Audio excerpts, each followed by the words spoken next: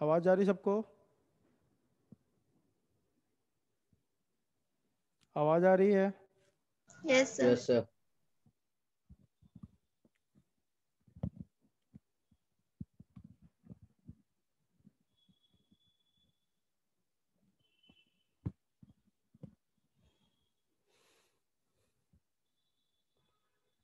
चलो, last lecture में क्या किया था हमने बेटा, बताओ। एस फेज कंप्लीट हो गया था। क्या कंप्लीट हो गया था? एस फेज, है ना? Yes sir. ठीक है।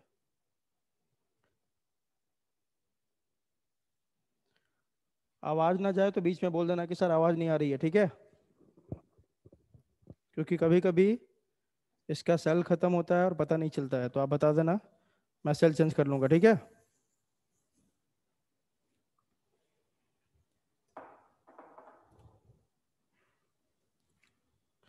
चलो, तो इस फेज में बताओ क्या क्या हुआ था। Histone protein synthesis, DNA replication, histone protein बना था, डीएनए का रेप्लिकेशन हुआ था, और सेंट्रियोल डुप्लीकेशन। सेंट्रियोल का भी क्या हुआ था आपका? डुप्लीकेशन हुआ था, करेक्ट? इतना हमने पढ़ लिया था।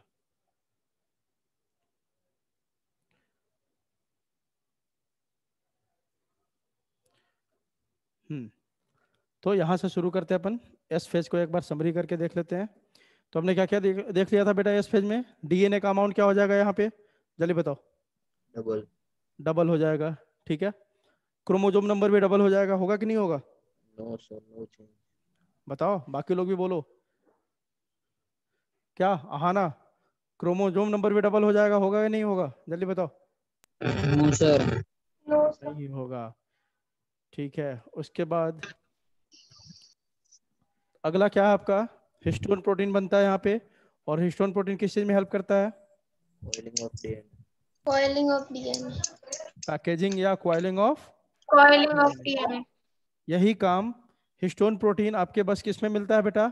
प्रोकैरियोट में मिलता है, सही है ना? नो सर, यूकैरियोट्स में। अच्छा, यूकैरियोट नो में मिलता सर, है, पक्का? यूकैरियोट्स। एग्जैक्टली, ये सब याद रखने का। हिस्टोन प्रोटीन कहाँ मिलता है? यूकैरियोट में, ठीक है।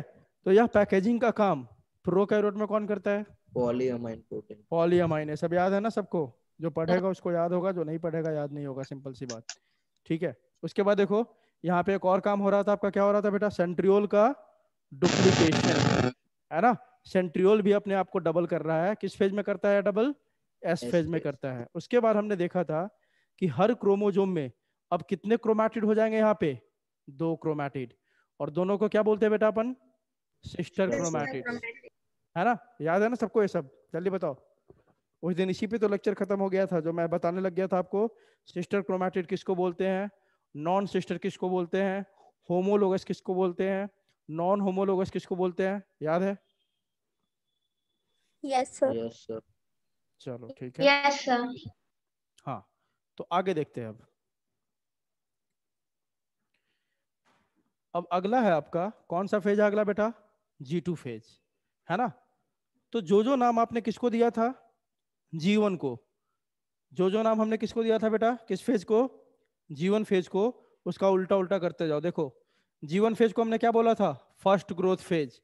इसको क्या बोलेंगे, याद है ना? इधर मैं G1 का लिखते जा रहा हूँ। जीवन का नेमिंग याद करो सब लोग। चलो, यहाँ पे मैं साइकिल भी बना दे रहा हूँ, तब ज्यादा आपको आसानी होगा। यहाँ पे ले लेते हैं ये G1, S, G2, और यह है M फेज। चलो चलो देखो, बताओ G1 को हमने क्या क्या नाम दिया था बेटा? फर्स्ट ग्रोथ फेज बोला था, जल्दी बताओ। First yes sir. Growth phase, है ना? इसका देखो नाम क्या है? Second growth phase. उसका जस्ट उल्टा करते जाना। चलो आगे देखते हैं। यहाँ पे देखो तो G1 है ना, पोस्ट माइटोटिक फेज बोला था इसको हमने, जल्दी बताओ। Yes sir. Post mitotic phase. अब ये देखो तो इसको क्या बोल रहे हैं अपन? प्री माइटोटिक फेज, है ना? डीएनए को याद करो, हमने क्या बोला था? प्री सिंथेटिक फेज, याद है? प्री सिंथेटिक फेज मतलब इस फेज से पहले वाला फेज, बोला था कि नहीं, जल्दी बोलो। इसको क्या बोलेंगे? पोस्ट सिंथेटिक फेज या पोस्ट डीएनए सिंथेटिक फेज। और इसको हमने बोला सेकेंड गैप फेज, और G1 को क्या बोला था हमने?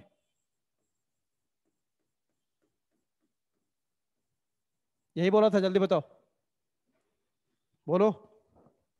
Yes sir. G1 को गैप वन फेज बोला था ना हमने, याद है सबको? नहीं याद है? जल्दी बताओ। Yes. Yes sir. Yes, sir. Simple सा भाई। तो चलो, एक तो ऐसे आप याद रख सकते हो कि जो जो हमने G1 को बोला है ना, इसका उल्टा बोलते हैं उसको फर्स्ट ग्रोथ फेज, इसको बोलेंगे सेकंड। उसका बोला पोस्ट माइटोटिक, इसको बोलेंगे प्री माइटोटिक। उसको बोलेंगे प्री सिंथेटिक, इसको बोलेंगे पोस्ट सिंथेटिक। उसको बोला गैप वन, इसको बोलेंगे गैप टू। अब रट्टा नहीं मारना है इसको, इसको तो हम डायग्राम देख के ही समझ जाते हैं कि कौन सा फेज है। चलो, हमने शुरू में ही देखा था एक डायग्राम,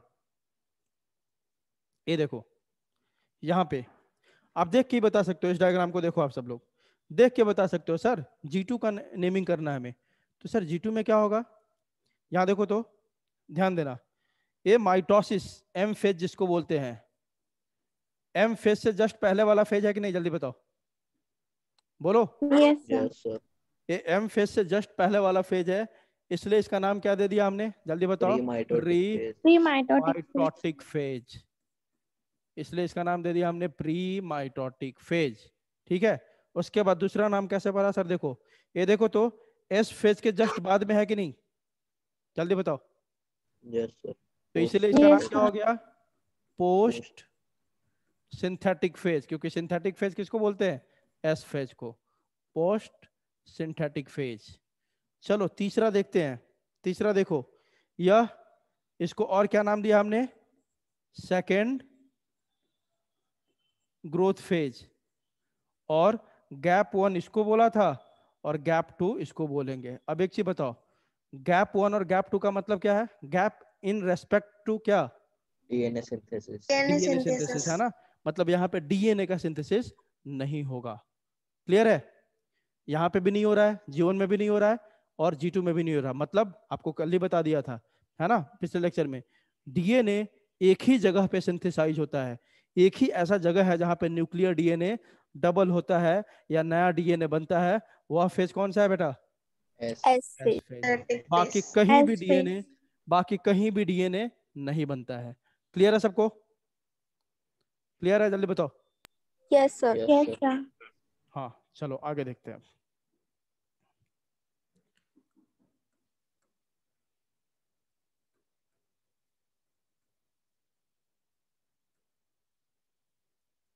चलो, तो हमने नेमिंग देख लिया इसका, क्या क्या नेम है? Second growth phase, pre mitotic phase, post synthetic phase, और सेकेंड गैप फेज और गैप टू फेज।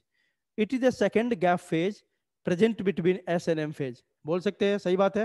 ये किसके बीच में प्रेजेंट है? देखो तो, यहाँ पे एम फेज है, यहाँ एस फेज है, इसी दोनों के बीच में है ना ये? जल्दी बताओ, बोलो। तो बोल सकते हैं ना, it is the second gap phase present between S and M phase. Clear है बेटा? जल्दी बताओ, क्लियर है सबको? Yes sir. क्या आज एनर्जी डाउन लग रहा है तुम लोगों का? क्या बात? प्रिया, समझ में आ रहा है? Yes, sir. हाँ, चलो आगे देखो। उसके बाद क्या है देखो आप, एक्चुअल प्रिपरेशन मतलब final preparation of M phase occurs during this phase, है ना? क्योंकि इसके बाद जस्ट कौन सा फेज शुरू होना है? अब कौन सा फेज शुरू होना है? Mitotic M phase. Phase.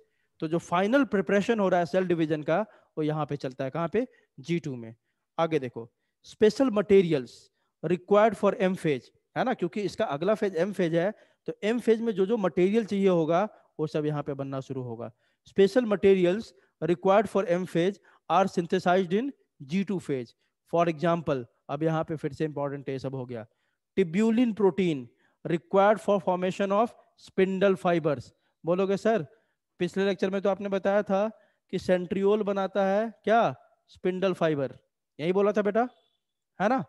Centriole बनाता है स्पिंडल फाइबर, ठीक है। लेकिन सेंट्रियोल ऐसा क्या सिक्रेट करता है जिससे स्पिंडल फाइबर बनता है? वह कौन सा प्रोटीन है बेटा? टिब्यूलिन प्रोटीन। तो कोई पूछे कि स्पिंडल फाइबर किस प्रोटीन से बना हुआ है, तो क्या बोलोगे? टिब्यूलिन प्रोटीन। और कोई पूछे कि स्पिंडल फाइबर को बनाता कौन है, कौन सा ऑर्गेनल हमारे बॉडी में, तो क्या बोलोगे? सेंट्रियोल। सेंट्रियोल।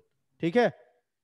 और क्या क्या यहाँ पे बनता है? अगर याद हो आपको, तो मैंने G1 फेज में बताया था कि almost all the cell organelles duplicate in G1 phase, लेकिन ऑलमोस्ट बोला था, ऑल द सेल ऑर्गेनल्स नहीं बोला था। मैंने ये बोला था कि 99% सेल ऑर्गेनल का डुप्लीकेशन G1 फेज में हो जाएगा, लेकिन कुछ ऐसे स्पेशल ऑर्गेनल होंगे जिनका डुप्लीकेशन किस फेज में होगा बेटा? G2 फेज में। याद है, बताया था मैंने? जल्दी बोलो। Yes. है ना? वो Yes, sir. ऑर्गेनल्स कौन कौन है, नाम याद रखना बहुत जरूरी है। Mitochondria, chloroplast and Golgi bodies, यह तीन जो है ना इस फेज में डुप्लीकेट होते हैं। किस फेज में? G2 में। मतलब इनका डुप्लीकेशन G1 फेज में नहीं होता है।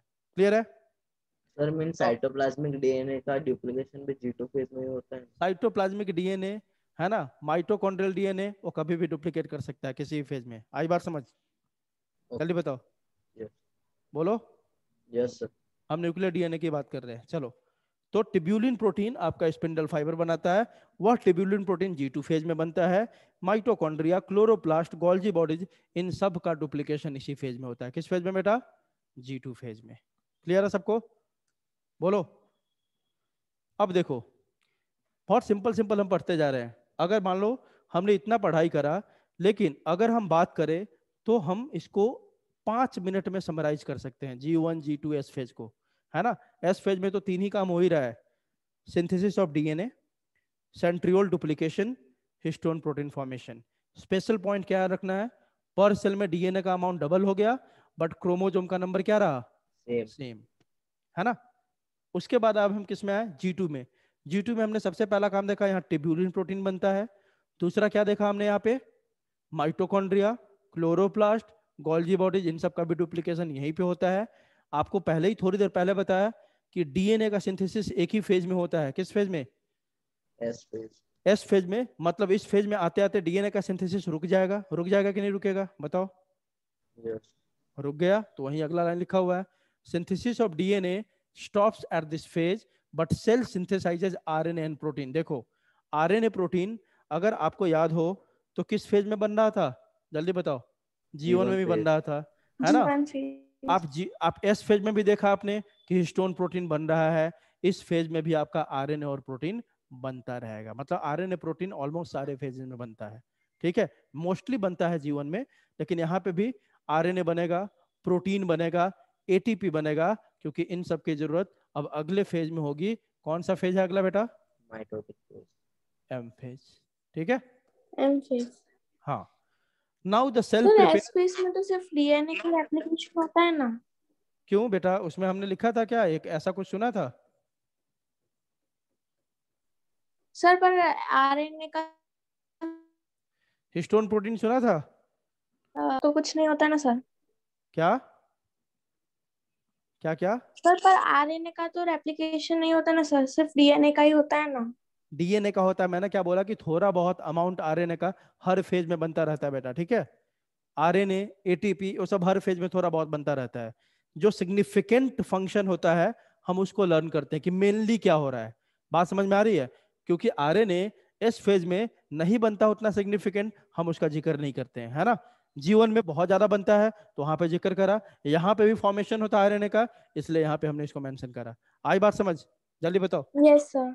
हाँ, देखो, now the cell prepare itself to enter into M phase and it is also signified by the synthesis of, ये बात पहले ही बता दिया था कि साइक्लिन प्रोटीन किस फेज में बनता है? जल्दी बता दो। G1 phase. गलत बोला, जिससे पूछो वो बताएगा। अब ऋषभ आप बताओ, साइक्लिन प्रोटीन कब बोलता है, कब बनता है? प्रिया आप बताओ। G1 phase. G1 phase. दो लोग G1 फेज बोल रहा है, जो भी G1 बोल रहा है सब गलत है। व्योम पटेल तुम बताओ, बताओ किस फेज में बनता है साइक्लिन, किस फेज में बनता है साइक्लिन प्रोटीन? G1. ख्याति आप बताओ। G1 sir. हर्षुता,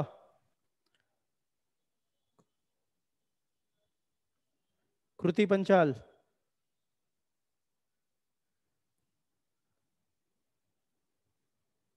Nishant. Sir G1 और S फेज. G1 और एस फेज, वेरी गुड।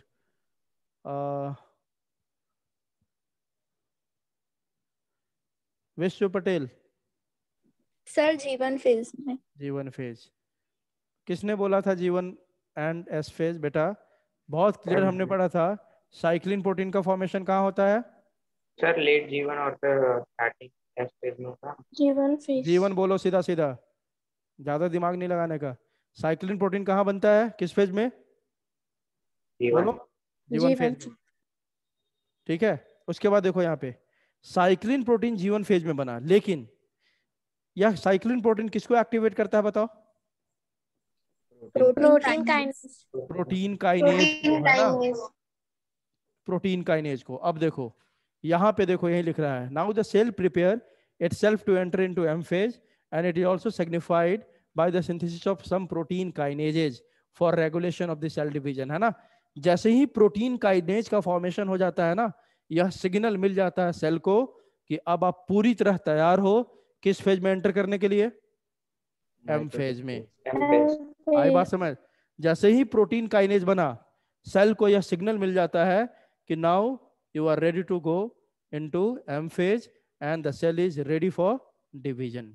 आई बात समझ? जल्दी बताओ, है ना? तो प्रोटीन काइनेज का फॉर्मेशन सिग्नल देता है कि now the cell is ready for division. Damaged DNA repair also occur. अब मान लो एस फेज में जो डीएनए बना था, उसमें बनने में कोई अगर कहीं पे गड़बड़ी हुई होगी, अब यह नहीं बताऊंगा, टॉपिक बहुत डिटेल है, बताने लग गया तो पूरा लेक्चर खत्म हो गया। मतलब डीएनए में सर प्रॉब्लम क्या हो सकता है, थोड़ा सा बताता हूँ। देखो जैसे आपने पढ़ा था ना, ए है तो उसके सामने क्या होना चाहिए? टी। जी है तो उसके सामने क्या होना चाहिए? सी। सी है तो उसके सामने क्या होना चाहिए? जी। तो हम जितना स्लो इसको पढ़ा रहे हैं ना, इतना स्लो ये काम नहीं चल रहा है, यह काम बहुत तेज चल रहा होता है और इसमें एरर भी नहीं होता है, मतलब हाईली प्रिसाइज है, जल्दी गलती नहीं होता है। But sometimes it might be कि यहाँ पे कुछ क्या हो जाए, एरर हो जाए। मतलब मान लो जैसे जी के जगह पे सी आना है, यहाँ पे क्या आ गया बेटा, जल्दी बताओ? टी आ गया गलती से, है ना? तो यह डीएनए रिपेयर भी कहाँ होगा, मतलब यहाँ पे फिर से इसको करेक्ट करके जी के जगह पे क्या ला देगा, जल्दी बताओ? सी, है ना? ये डीएनए रिपेयर भी किस फेज में होता है बेटा? G2 फेज में। आई बात समझ? ठीक है। Chromosome condensation factor appears. यहां देखो, जो क्रोमोजोम को कंडेंस करवाएगा, कंडेंस मतलब क्या होता है, देखो इंटरफेज में जो क्रोमोजोम होता है ना बेटा, ध्यान दो, इंटरफेज में जो क्रोमोजोम, पूरे इंटरफेज में, ये देखो, एक मिनट, ये देखो, पूरे इंटरफेज में जो क्रोमोजोम होता है ना, ठीक है, वो लॉन्ग थ्रेड लाइक होता है आपका। क्या होता है बेटा? Long thread like. इसको क्या बोलते हैं अपन? क्रोमैटिन। क्या बोलते हैं इसको? क्रोमैटिन। अब देखो, यह आपको दिखाई नहीं देगा क्योंकि इतना पतला होता है, इतना लंबा होता है ना, नेकेड आई से नहीं देख सकते अपन। अब धीरे धीरे क्या होगा, जैसे ही यह क्रोमैटिन एंटर करेगा किस फेज में, जल्दी बताओ? एम फेज में। M phase. जैसे ही एम फेज में एंटर करेगा, इसका कंडेंसेशन शुरू होगा। कंडेंसेशन मतलब लॉस ऑफ वाटर, है ना? और ये धीरे धीरे जो बहुत लंबा थ्रेड लाइक स्ट्रक्चर है, धीरे धीरे छोटा होने लग जाएगा। अब एक चीज बताओ, एक थ्रेड है या एक धागा आपके हाथ में है, वह बहुत लंबा है, तब वह दूर से आपको दिखाई देगा, या उसको आप ऐसे फोल्ड कर लेते हो, थोड़ा मोटा हो जाता है, तब दिखाई देगा अच्छे से? जल्दी बताओ। सब फोल्ड कर लेते हैं तो। फोल्ड करने पे ज्यादा पक्की बात है कि अगर हम जैसे जैसे कंडेंसेशन होगा, मतलब वो क्रोमोजोम छोटा होता जाएगा। छोटा होगा मतलब क्या? थिक होते जाएगा। अरे सिंपल सी बात है, एक रस्सी है या कुछ भी है जो पहले यहां से यहां तक था, यहां से यहां तक था, है ना? तो पक्की बात है ये क्या होगा? पतला होगा। अब इसको हमने इतना दूर में ही ला दिया, तो पक्की बात है इसकी थिकनेस बढ़ेगी कि नहीं? जल्दी बताओ, बढ़ेगा कि नहीं? बोलो। यस। अरे किसी लंबे चीज को छोटा करोगे तो पक्की बात है थिकनेस बढ़ेगी। ठीक है, तो जैसे ही आप कंडेंसेशन शुरू होगा इसका, यह छोटा और थिक होना शुरू होगा।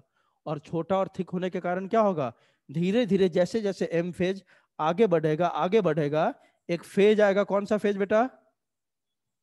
मेटाफेज। मेटाफेज। कौन सा फेज आएगा बेटा? मेटाफेज। अभी पढ़ेंगे अपन। मतलब एम फेज भी डिवाइडेड है बहुत सारे फेज में। ठीक है, पहले कैरियोकाइनेसिस होगा, फॉलोड बाय साइटोकाइनेसिस होगा, सब पढ़ेंगे।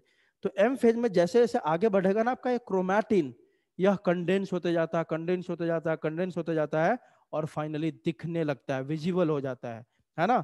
ठीक है, तब बोलते हैं कि इस क्रोमोजोम का या क्रोमैटिन का कंडेंसेशन कंप्लीट हो गया। तो कोई पूछे क्रोमोजोम का कंडेंसेशन कहाँ पे खत्म होता है, किस फेज में जाके कंप्लीट होता है, तो क्या बोलोगे? मेटाफेज। क्रोमोजोम का कंडेंसेशन मतलब पूरी तरह से कंडेंस हो जाता है, एकदम मस्त दिखने लगता है, किस फेज में जाके? Metaphase, metaphase. है ना। तो क्वेश्चन ऐसे आता है कि आपको एक सेल दे दिया गया और आपको बोला जा रहा है कि आपको इस सेल में जो क्रोमोजोम है ना, उसकी शेप, साइज, स्ट्रक्चर आपको देख के बताना है।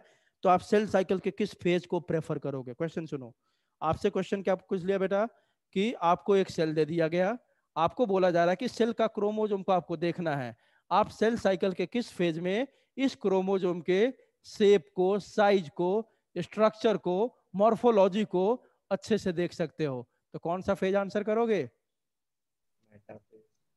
कौन सा फेज? बोलो।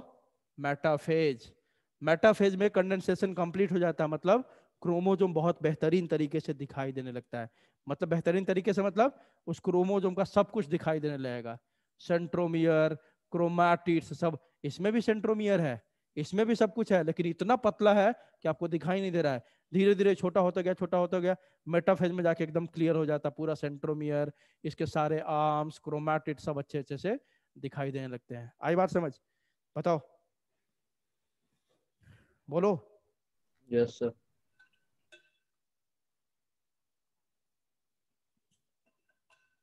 Yes sir. चलो ठीक है। हाँ, तो यहाँ पे किस फेज में बेटा, अपन किस फेज की बात कर रहे हैं अभी? अभी हमारा चल रहा है G2 फेज।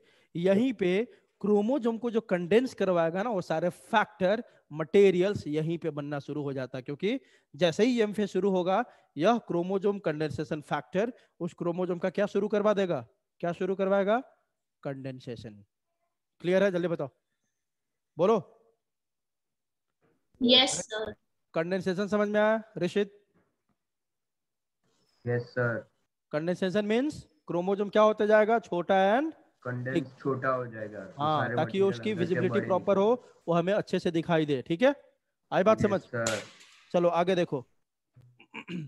सर हाँ बोलो। सर ये कंडेंसेशन मेटाफेज में नहीं होता? क्या कंडेंसेशन? बोलो बोलो फिर सर से। मेटाफेज में नहीं होता? तो मेटाफेज ही तो बोला कि condensation gets completed in metaphase. और सर यहाँ पे लिखा है G2 फेज में भी होता है। कहाँ लिखा है G2 फेज में होता है कंडेंसेशन? बेटा ढंग से पढ़ा करो ना, लाइन क्या लिखा हुआ पढ़ो तो जरा, तुम ही पढ़ो इसको पूरा, पढ़ो तो क्या लिखा है? Chromosome condensation factor appears. हाँ, तो ये तो लिखा ही नहीं है कि क्रोमोजोम कंडेंसेशन स्टार्ट्स। क्या लिख रहा है? Chromosome condensation factor. वह सारा चीज जो क्रोमोजोम को कंडेंस करवाएगा, वह यहाँ पे बन जाएगा, तभी तो आगे जाके उसका कंडेंसेशन होगा। कंडेंसेशन जादू से थोड़ी होगा, उसको करवाने वाला कुछ फैक्टर होगा ना बेटा, जल्दी बताओ। Yes sir. वह फैक्टर यहाँ पे बन जाता है ताकि यह आगे जाके क्रोमोजोम का क्या करवाए? कंडेंसेशन करवाए। क्लियर है बेटा? बताओ। Yes sir. हाँ, और कंडेंसेशन बेटा केवल मेटाफेज में नहीं होता है। कंडेंसेशन जैसे ही एम फेज शुरू होता है ना, शुरू हो जाता है, मेटाफेज में जाके क्या होता है? कंप्लीट हो जाता है। आई बात समझ? बोलो। Yes sir. हाँ, चलो। सेल ग्रोथ कंटिन्यूज, पक्की बात है। अभी भी आपका माइटोकॉन्ड्रिया डुप्लीकेट कर रहा है, अभी भी आपका गोल्जी बॉडीज डुप्लीकेट कर रहा है, अभी भी आपका क्लोरोप्लास्ट डुप्लीकेट कर रहा है, अभी भी ट्यूब्यूलिन प्रोटीन बन रहा है। ये सब काम हो रहा है ना अभी? जल्दी बताओ, है ना? तो यस सर। सेल का ग्रोथ अभी कंटिन्यू है कि नहीं है? कंटिन्यू है। ठीक है, चलो अब एक क्वेश्चन है। क्वेश्चन क्या है बेटा कि if there are 14 chromosome in each root cell, है ना, इनमें से देखो, इन तीन आंसर में से इसको रेड कर दिया, मतलब यह आंसर नहीं होगा, पहले बता दो हिंट। इन तीन में से एक आंसर आपको चुनना है। If there are 14 chromosomes in each root cell of onion, then how many chromosomes are there in G2 phase and G1 phase respectively. आपको बताना है G2 फेज में कितने क्रोमोजोम का नंबर होगा और G1 फेज में कितना होगा। जल्दी से कैलकुलेट करो सब लोग। और सी आंसर होगा। सर 14 क्या होगा? सी 14 एंड 14। मैंने पहले ही बोल दिया कि वो आंसर नहीं है, इन तीन में से सेलेक्ट करना है आंसर आपको। सर वो ही होगा ना, क्रोमोसोम सर का पर नंबर कहाँ 14 चेंज 14 ही होता है? सर होगा बट क्रोमोसोम नंबर अच्छा, तो प्रिया चेंज क्या ही होगा होंगे आंसर बेटा? तो। 3। सी यस बताओ। सर। बताओ। Yes sir. सबको लग रहा सी होगा? Yes sir. चलो तुम लोग बोल रहे तो मान लेते हैं कौन होगा आंसर, क्या होगा आंसर इसका? सी होगा। ठीक है, तो जानबूझ के ऐसे बोला क्योंकि सब देख लेता है कि रेड करके रखे हैं सर, मतलब आंसर तो यही होना चाहिए, है ना? तो आंसर क्या है बेटा इसका? सी। अब किसको नहीं समझ में आया कि सर ये आंसर कैसे होगा, चलो बता देते हैं जिसको नहीं समझ में आया होगा। क्वेश्चन क्या बोला देखो बेटा, if there are 14 chromosomes in each root cell of onion, है ना, then how many chromosomes are there in G2 phase and G1 phase. ध्यान रखो, G2 फेज में पूछ रहा है और G1 फेज में पूछ रहा है। ठीक है, यहां देखते हैं क्या बोला बेटा, जल्दी बताओ। आपको बोल रहा है कि एक अनियन सेल है, G1 S G2 M। तो क्वेश्चन क्या बोला बेटा, आपको सेल में कितने क्रोमोसोम पहले से दिया जा रहा है, जल्दी बताओ। 14 क्रोमोसोम। 14। तो पूछ रहा है इस सेल में G1 फेज में और G2 फेज में कितने क्रोमोसोम होंगे। तो देखो चलो ये सेल एंटर किया G1 फेज में कितने क्रोमोसोम के साथ, जल्दी बताओ। 14। 14। एस फेज में इसका डीएनए डबल होगा, लेकिन क्रोमोसोम नंबर अभी भी कितना रहेगा? 14। 14, है ना? और G2 फेज में भी क्रोमोसोम नंबर कितना रहेगा बेटा? 14। 14। आ रही बात समझ, कैसे वो आंसर हो, जल्दी बताओ। सबको ये बात समझ में आया? Yes sir. Riddhi? Yes sir. हाँ बेटा, चलो आगे देखो। तो आपको समझ में आ जाना चाहिए कि क्रोमोसोम डुप्लीकेशन नहीं होता है, क्रोमोसोम नंबर रिमेन सेम। तो इसमें भी 14 होगा, यहाँ पे भी 14 होगा। क्लियर है? चलो आगे बढ़ते हैं। अब एक टर्म है आपका, देखो क्या लिखा हुआ है यहाँ पे, क्या लिखा हुआ है, पढ़ो तो सब लोग। सी वैल्यू। सी वैल्यू, है ना? यह क्या होता है? आपके क्लास में मैंने ये बताया था, हैप्लॉइड किसको बोलते हैं, डिप्लॉइड किसको बोलते हैं, शायद बताया था तुम्हारे क्लास में मैंने, याद है? Yes sir. सबको बताया था। हैप्लॉइड को किससे रिप्रेजेंट करते हैं बेटा अपन? एन। हैप्लॉइड को किससे रिप्रेजेंट करते हैं? एन से, है ना? और डिप्लॉइड को किससे रिप्रेजेंट करते हैं? 2n। 2n से करते हैं, है ना? तो चलो एक बार फिर से मैं रिपीट कर दूं, एन से किसको रिप्रेजेंट करते हैं बेटा अपन? हैप्लॉइड को। डिप्लॉयड। और 2n से किसको रिप्रेजेंट करते हैं बेटा अपन? डिप्लॉयड। डिप्लॉइड को। यह बात सब लोग बेसिक याद रखो। दूसरी बात, हम लोग डिप्लॉइड है या हैप्लॉइड है? डिप्लॉयड। डिप्लॉइड है। डिप्लॉयड। डिप्लॉयड। क्यों है? क्योंकि हमारे अंदर 2n इक्वल टू क्या है बेटा, कितने क्रोमोसोम? 46। 46। इसका मतलब हमारे डिप्लॉइड सेल में 46 क्रोमोसोम है। तो अगर हमसे पूछा जाए कि हमारे हैप्लॉइड सेल में कितने क्रोमोसोम होंगे, तो क्या बोलेंगे? 23। 46 डिवाइडेड बाई 2 इक्वल टू 23। यही होगा ना, जल्दी बताओ। Yes sir. ठीक है, तो हम लोग डिप्लॉइड है इसलिए 2n इक्वल टू 46 है। लेकिन अगर जैसे हमारा गैमीट है, जैसे मेल में कौन हो गया बेटा? स्पर्म। और फीमेल में क्या हो गया? ओवम। आपको बताया था एक बात कि एकदम आंख बंद करके बोलना है, जैसे ही गैमीट हो, नहीं भी जिसको समझ में आता हो कॉन्सेप्ट, गैमीट हमेशा कैसा होता है? हैप्लॉयड। हैप्लॉइड। तो हमारा स्पर्म और ओवम कैसा होता है? एन कंडीशन में होता है, हैप्लॉइड होता है ना? अब कैसे हो जाता है आपको पता है, एक्स वाई, यह डिप्लॉइड है क्योंकि पेयर में है। यही जब डिवाइड करता है, मियोसिस होता है ना, तब गैमीट बनता है हमारे अंदर। तो 50% स्पर्म में कौन सा क्रोमोसोम जाएगा? एक्स। और 50% में कौन जाएगा? वाई। ये गैमीट है। तो गैमीट में देखो, यहाँ 2n था, लेकिन गैमीट में तो अलग अलग हो गया ना, तो n हो गया कि नहीं, जल्दी बताओ, बोलो बोलो यस भाई। सर। Yes sir. हाँ, तो गैमीट हमेशा आपका हैप्लॉइड होता है। अब देखो, हैप्लॉइड मतलब होता है one complete set of chromosome. ये भी बताया था मैंने, बताया था ना? वन कंप्लीट सेट को क्या बोलेंगे बेटा? One complete set of chromosome को क्या बोलते हैं? हैप्लॉइड। फॉर एग्जांपल यहाँ पे ऐसे बना दिया हमने, ये क्या है? One complete set of chromosome. जैसे देखो ना, फीमेल में ले लेते हैं, एक्स एक्स होता है ना, तो एक्स क्या है आपका? यह एक x one complete set of chromosome है, और यह एक्स क्या है बेटा? One complete set of chromosome है। मतलब ये 2n दिखा रहा है, लेकिन यह अकेले अकेले क्या है दोनों? n। आई बात समझ, जल्दी बोलो बोलो। Sir. Yes sir. Yes sir. हाँ, तो हैप्लॉइड मतलब one complete set of chromosome, और डिप्लॉइड मतलब two complete set of chromosome.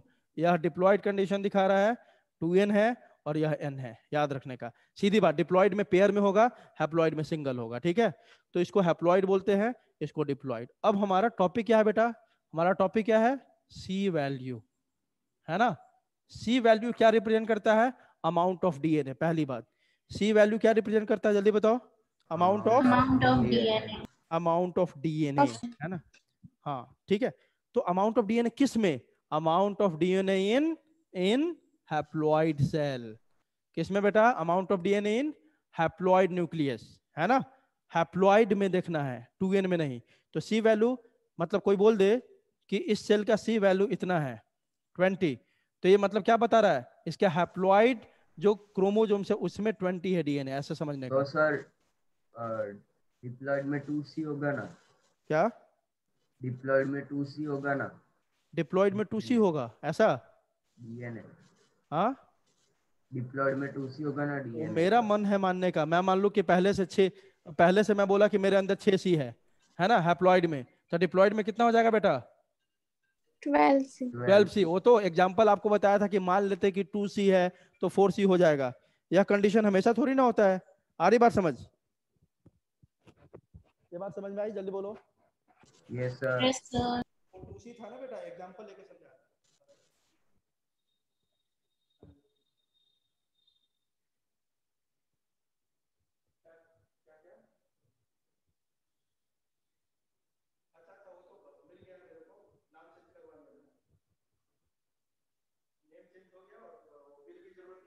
Online कर देता हूँ मैं, ठीक है? अभी तो नाम चेंज करवा दिया, अगली बार से मेरे नाम से आएगा, और ये हो गया है, बिल मैं पे कर दूंगा। अच्छा एक मिनट रुको, मैं आपको कॉल करता हूँ थोड़ी देर।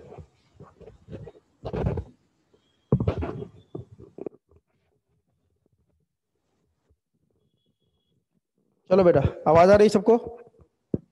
Yes sir. हाँ देखो, हाँ क्या बोल रहे थे बेटा? हाँ देखो, वो बोल रहा था मैं कि वो 2C मैंने एग्जाम्पल देके के बताया था, ठीक है? कि एक सेल में मान लो कि पहले से 2C अमाउंट ऑफ डीएनए है, तो बाद में कितना हो जाएगा? वो एस फेज के बाद 4C हो जाएगा, है ना? वो तो अपन कुछ भी मान सकते हैं, वो क्वेश्चन में जो दिया होगा उसके अकॉर्डिंग अपन को सॉल्व करना होगा। अभी बताऊंगा, 1-2 क्वेश्चन करवाऊंगा मैं, ठीक है? तो डीएनए किस में होगा बेटा? हैप्लॉइड कंटेंट में देखना है, उसी को अपन सी वैल्यू बोलते हैं। देखो ना यहाँ पे लिखा होगा सब, यहाँ देखो, DNA content in one set of chromosome. और वन सेट ऑफ क्रोमोसोम को, one complete set of chromosome को क्या बोलते हैं बेटा? अभी बताया था मैंने, क्या बोलते हैं? हैप्लॉइड। हैप्लॉइड, है ना? That is haploid set of chromosome में, कि मतलब एक हैप्लॉइड क्रोमोसोम में जितना डीएनए होगा ना, उसी को अपन बोलते हैं सी वैल्यू। और इसका यूनिट क्या है बेटा? पिकोग्राम। कोई पूछे कि डीएनए किस यूनिट में मेजर किया जाता तो क्या बोलोगे?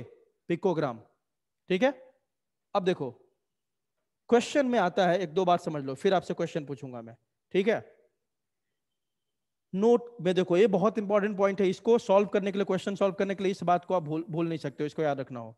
मान लो क्वेश्चन में पहले से दे दिया कि यह डिप्लॉयड सेल है, यह हैप्लॉइड सेल है, तब तो आपको उसके अकॉर्डिंग सॉल्व करना है क्वेश्चन। बात समझो, जैसे क्वेश्चन में पहले ही से दे दिया, अ हैप्लॉइड सेल है सी वैल्यू इतना, और डिप्लॉयड सेल है सी वैल्यू इतना, है ना?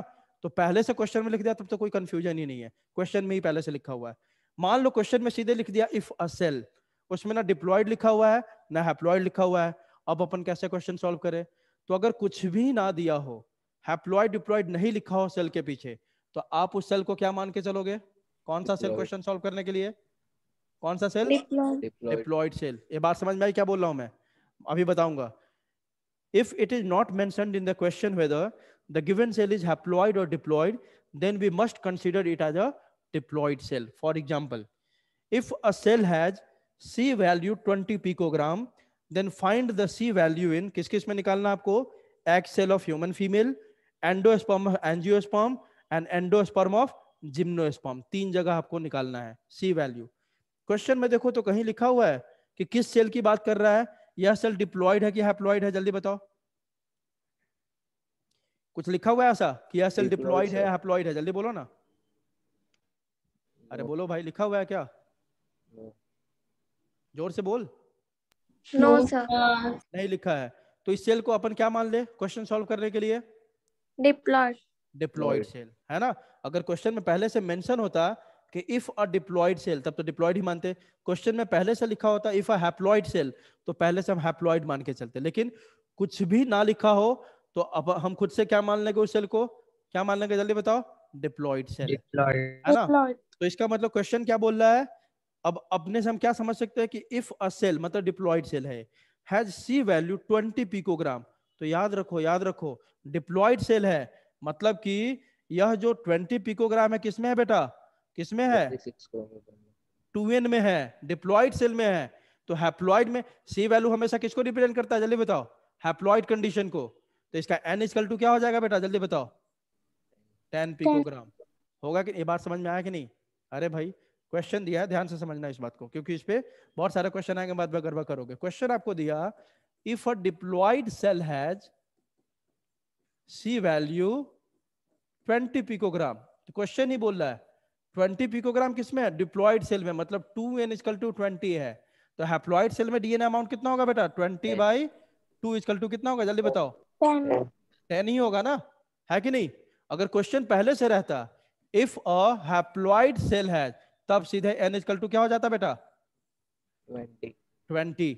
ये बात समझ में आ रही है सबको, जल्दी बताओ, बोलो। Yes sir. अब बोलेगा कि यहाँ भी सर मैथ्स पढ़ाने लग गए, मैथ्स इसलिए तो छोड़ा था कि नहीं पढ़ना पड़े। देखो n इक्वल टू अगर पहले से हैप्लॉयड लिखा होता तो हम n इक्वल टू 20 लिखते, लेकिन यह बोल रहा डिप्लॉयड मतलब 2n में 20 पिकोग्राम डीएनए है, तो इसके हैप्लॉयड सेल में कितना ग्राम होगा बेटा, जल्दी बताओ, 10 ग्राम।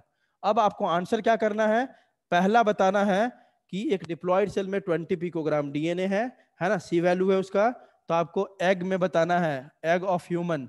दूसरा endosperm of gymnosperm, endosperm of gymnosperm. और तीसरा एंडोस्पर्म ऑफ एंजियोस्पर्म। बता सकता है कोई, यस सर। बताओ। Yes sir. सर फर्स्ट में एंडोस्पर्म 10 ऑफ 10 और सर थर्ड में फर्स्ट का 30, 10, सेकंड का 30 और थर्ड का 10। सेकंड का 10। चलो देखो सेकंड क्वेश्चन देख लो, एग एंडोस्पर्म ऑफ एंजियोस्पर्म है दूसरा, और तीसरा है एंडोस्पर्म ऑफ जिम्नोस्पर्म। चलो बताओ इसमें कितना लिख दे बेटा, 10 10। 10 इसमें कितना लिख दे, 30 30। और इसमें कितना लिख दे, 10। 10। चलो जिनको समझ में आ गया अच्छी बात है, वेरी गुड बेटा, अच्छा आंसर कर रहे हो। जिनको नहीं है उनको बता दूं मैं। देखो एक सेल आप जानते हो, एक गैमीट है, फीमेल गैमीट है, तो एक हमेशा क्या होता है बेटा, हैप्लॉइड, एन। है ना। तो हैप्लॉइड कितना हमारा आया था, 10। तो पहला का आंसर क्या हो गया बेटा, 10। ठीक है। दूसरा एंडोस्पर्म ऑफ एंजियोस्पर्म, हमेशा याद रखने का, जो एंजियोस्पर्म का एंडोस्पर्म होता है क्या किस कंडीशन में होता है बेटा, ट्रिप्लॉइड, ट्रिप्लॉइड कंडीशन में होता है, 3n होता है। तो n इक्वल टू 10 है, तो 3n इक्वल टू क्या होगा बेटा, 30 होगा ना। 30। n इक्वल टू 10, तो 3n इक्वल टू क्या होगा, 3 है, और n के जगह पे उसका वैल्यू रख दो, कितना हो गया बेटा, 30, है ना। अब बोला है एंडोस्पर्म ऑफ जिम्नोस्पर्म, याद रखने का, यह हैप्लॉइड ही होता है, तो हैप्लॉइड तो 10 है ही, तो हो गया, सबको समझ में आया।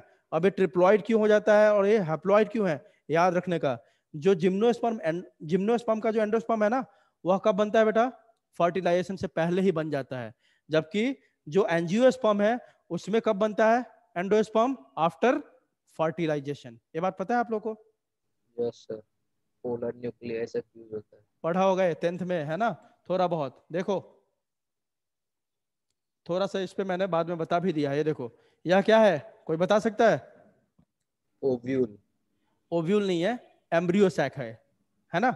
एम्ब्रियो सैक में आपने देखा होगा, ऐसे पूरा स्ट्रक्चर पढ़ोगे तो थोड़ा सा ब्रीफ कर देता हूँ सबके लिए, 10th में सबने पढ़ा है, अब नहीं बोलेगा तो मार खाएगा। देखो यह क्या है बेटा, ओवरी, ओवरी के अंदर क्या होता है, ओव्यूल, है ना। ओव्यूल के अंदर क्या होता है, एम्ब्रियो सैक। आई बात समझ, पहले ओवरी है, उसके अंदर ओव्यूल है, ओव्यूल के अंदर कौन है, एम्ब्रियो सैक। ठीक है, यह ओवरी है आपका सबसे आउटर, दिस इज ओव्यूल, और ओव्यूल के अंदर कौन है, एम्ब्रियो सैक। एम्ब्रियो सैक कितने सेल का होता है, 8 सेल। हाँ 7 सेल्ड और 8 न्यूक्लिएटेड। क्या बोलते हैं, 7 सेल्ड 8 न्यूक्लिएटेड कंडीशन बोलते हैं, है ना। क्यों भाई ऐसा बोलते हैं, ऊपर में जो 3 सेल होता है उसको क्या बोलते हैं बेटा अपन, एंटीपोडल। याद है सबको, अरे 10th में पढ़ा होगा यार, एंटीपोडल सेल्स। ऊपर वाले 3 को क्या बोलते हैं बेटा, एंटीपोडल सेल्स। बीच में 2 न्यूक्लियस होता है, इसको क्या बोलते हैं, पोलर न्यूक्लियाई, पोलर न्यूक्लियाई। और नीचे में 3 सेल होता है ऐसे, है ना। यह दो कौन सा सेल है? synergid cell. These are synergids. These are synergids. और इसको क्या बोलते हैं अपन? एक्सेल। एक्सेल। तो देखो, और ये बीच वाला जो सेल है ना, ये वाला, दिस वन, ये जो लार्ज सेल बीच में है, इसको कौन सा सेल बोलते हैं? जिसका पोलर न्यूक्लियाई है, जिसमें सेंट्रल सेल। क्या बोलते हैं इसको, जल्दी बताओ? Central cell. देखो ये बीच वाला सेल जो है, ये वाला जो बीच में है ना पोर्शन, इसको बोलते हैं सेंट्रल सेल। इसी का सेंट्रल सेल का ही ये दोनों पोलर न्यूक्लियाई होता है। तो देखो, तो सेल काउंट करते हैं बेटा। जिसको नहीं भी समझ में आ रहा सीधा समझो। यह एम्ब्रियो सैक है। एम्ब्रियो सैक में दो एंड होते हैं, बाद में बताऊंगा, सब पढ़ना है आपको, है ना। एक माइक्रोपाइलर एंड बोलते हैं, एक को क्या बोलते हैं अपन? Chalazal and. ठीक है, तो देखो चैलेजल एंड पे 3 सेल होता है। तीनों का नाम क्या है बेटा, जल्दी बताओ? Antipodal cells. माइक्रोपाइलर एंड पे भी 3 सेल होता है। 2 सेल को बोलते हैं सिनर्जिड्स, और एक को क्या बोलते हैं बेटा? Female gamete, that is egg cell. और सेंटर में 2 पोलर न्यूक्लियाई होता है, और यह लार्ज सेल होता है सबसे ज्यादा, इसको क्या बोलते हैं अपन? Central cell. तो मैंने बोला कि एम्ब्रियो सैक को अपन बोलते हैं 7 सेल्ड 8 न्यूक्लिएटेड। काउंट कर लेते हैं। सर सेल जरा काउंट करके बताओ तो, आपने कैसे बोल दिया 7 सेल है? चलो देखते हैं। 2 कौन से सेल है बेटा, जल्दी बताओ? सिनर्जिड्स, है ना। जल्दी बोलते जाओ ना यार, अरे डम्ब की तरह नहीं बैठो, बोलो सब लोग। 2 सिनर्जिड्स है। एक कौन सा है बेटा? एक्सेल। ठीक है। 3 कौन से है बेटा? Antipodal cell. Antipodal cells. और एक लार्ज सेंटर वाला सेल को क्या बोलते हैं? Central cell. 1 central cell. Total count करो तो कितना हो गया बेटा? काउंट करो। 7 हो गया बेटा, जल्दी बताओ। Yes sir. तो इसीलिए बोलते हैं 7 सेल। सर 8 न्यूक्लियस कैसे हो गया बेटा? अगर सेल है तो पहली बात, यह 2 सिनर्जिड है, तो इसका 2 न्यूक्लियस होगा कि नहीं? जल्दी बताओ। हर सेल का अपना न्यूक्लियस होता है, तो 2 सिनर्जिड है तो इसका अपना न्यूक्लियस है। एक सेल का भी अपना एक न्यूक्लियस होगा। 3 एंटीपोडल सेल है, तो तीनों का 3, मतलब तीनों का अलग अलग 1 2 3 यहाँ न्यूक्लियस होगा।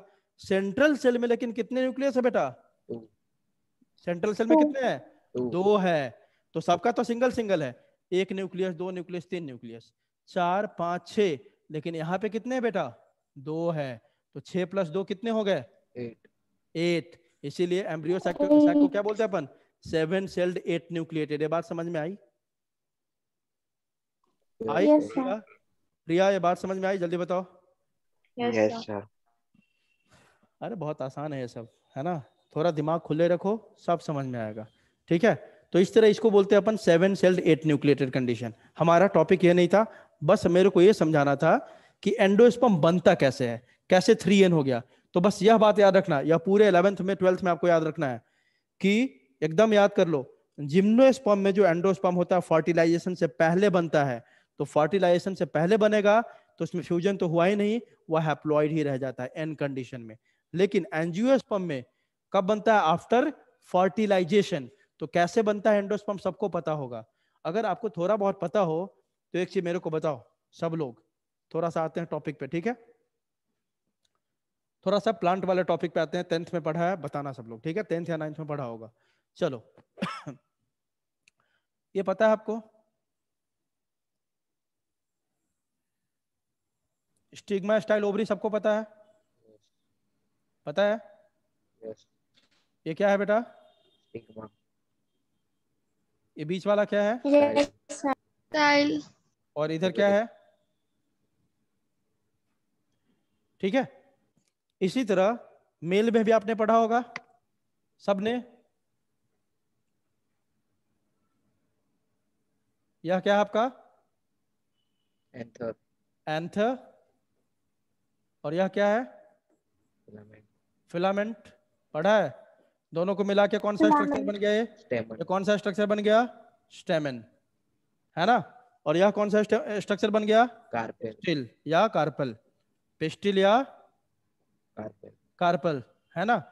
तो चलो, अब आपको पता है एंथर में एक चीज बनता है, उसको बोलते हैं अपन पोलन ग्रेन। पता है? पोलन ग्रेन्स, है ना। एंथर में क्या बनता है? Pollen grain. बहुत अच्छा तरीका है, वो बहुत सारा तरीका है। एंथर में सेल होते हैं, उसको बोलते हैं माइक्रोस्पोर मदर सेल। उस माइक्रोस्पोर मदर सेल में है ना, इसके अंदर बहुत सारे सेल होते हैं, उसको बोलते हैं माइक्रोस्पोर मदर सेल। इस माइक्रोस्पोर मदर सेल में मियोसिस होता है। तो एक कंप्लीट मियोसिस के बाद कितने सेल बनते हैं बेटा? जल्दी बता दो, जल्दी बता दो। 4 4 बनते हैं। तो ये 4 जो 4 सेल्स बनता है इसको माइक्रोस्पोर बोलते हैं। ये चारों एक वॉल के अंदर होता है, इसको कैलोस वॉल बोलते हैं। यही जब अलग अलग हो जाता है तो इसको क्या बोल देते हैं बेटा? Pollen pollen grain, grains. है ना। तो चलो पॉलन ग्रेन ऐसा बात की बात है। अभी मेरा कंसर्न यहाँ नहीं है, अभी मैं आपको थोड़ा सा कुछ बताना चाह रहा हूँ। बस अभी इतना समझो कि इस एंथर के अंदर ही क्या बनता है बेटा? क्या बनता है? पॉलन ग्रेन, ठीक है। pollen grains. हाँ, तो अब आपको क्या ध्यान देना है, देखो एक यहां से निकालो पॉलन ग्रेन को, एक मान लेते पॉलन ग्रेन बन गया, उस पॉलन ग्रेन के सेल को बाहर निकाल लेते हैं अपन। यह एक पॉलन ग्रेन का सेल है, बाहर निकल। बाद में समझेंगे सारी बातें अभी नहीं समझना हमें कि पॉलन ग्रेन का आउटर लेयर क्या होता है, एक्जाइन, अंदर वाला क्या होता है, इंटाइन। वो सब बात नहीं समझा रहा हूँ अभी डिटेल नहीं जा रहे हम। बस मेरा क्वेश्चन ये है, बताओ पॉलन ग्रेन के अंदर कितने सेल होते हैं? 3 cells, 2 male हाँ, gamete and 2 कौन आंसर किया 3 सेल्स? जल्दी बताओ तो, विश्वास। कौन किया? विश्वास। हाँ, क्योंकि बता दिया है मैंने तुमको, हाँ सर, मैंने तो पूछा था। मेरे से क्वेश्चन पूछा था तुमने। चलो बताओ बेटा पॉलन ग्रेन के अंदर कितने सेल होते हैं? 3 सेल। 3 cells. 2 मेल गैमिट होंगे, है ना। 2 कौन होगा बेटा? Male gamete. और एक सेल को क्या बोलते हैं बेटा? Tube cell. क्या बोलते हैं बेटा इसको? Tube cell.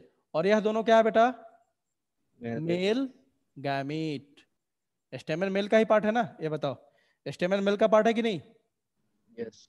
है ना, तो इसलिए इसमें Yes, मेल sir. गैमेट होता है। तो 3 सेल होते हैं, 2 मेल गैमेट और एक कौन सा बेटा? Tube cell. और ट्यूब सेल का जो न्यूक्लियस होता है ना, उसी को बोलते हैं ट्यूब न्यूक्लियस, ठीक है। अब देखो होता क्या है, पॉलिनेशन हुआ।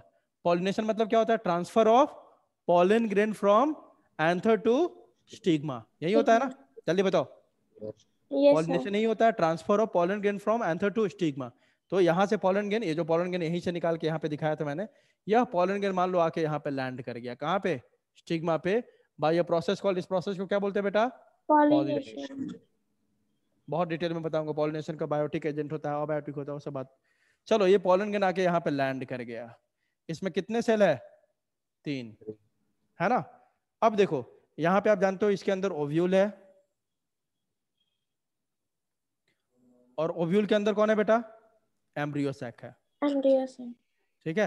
अब एम्ब्रियो सैक है, यहाँ पे आपका हमारा बताने का मतलब है ये एक सेल है, और बीच में क्या है? 2 पोलर न्यूक्लिया, इधर क्या है? 3 एंटीपोडल सेल्स। अब देखो एग यहाँ है, यहाँ पे, और 2 मेल गैमेट इधर है ना। अगर इसको थोड़ा जूम करके बनाओ तो ऐसा कुछ है, और इंक हटाने दो मेरे को इसे यहाँ पे, तब यह बेहतर समझ में आएगा आपको। चलो पॉलन ग्रेन तो आप समझ गए कि ये पॉलन ग्रेन है, इसमें 3 सेल है, ये सब ठीक है, ये भी आप समझ गए। अब इसको थोड़ा मैं एनलार्ज करके बनाता हूं, ठीक है। चलो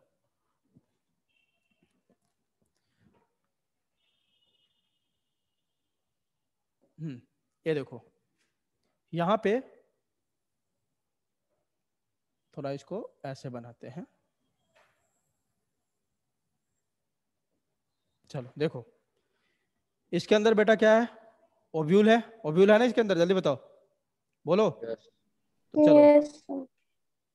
ये ओव्यूल है, इसके अंदर ओव्यूल के अंदर कौन है? Embryo cell. एम्ब्रियो सैक है। यहाँ पे आपको पता है क्या बना दिया मैंने? बीच में 2 क्या है बेटा? Polar nuclei. इधर 3 सेल कौन से है? जल्दी बताओ, अभी बताया था, एंटीपोडल, Antipodal. ठीक है। अब होता क्या है देखो, यहाँ देखो इस पोर्शन पे आके कौन गिर गया था? जल्दी बताओ, पॉलन ग्रेन। इसमें 2 मेल गैमेट है और एक कौन सा सेल है? Tube cell. अब देखो जो मेल गैमेट है उसका मेन काम कहां तक पहुंचना है? किसके पास पहुंचना है मेल गैमेट को? जल्दी बताओ। Embryo cell.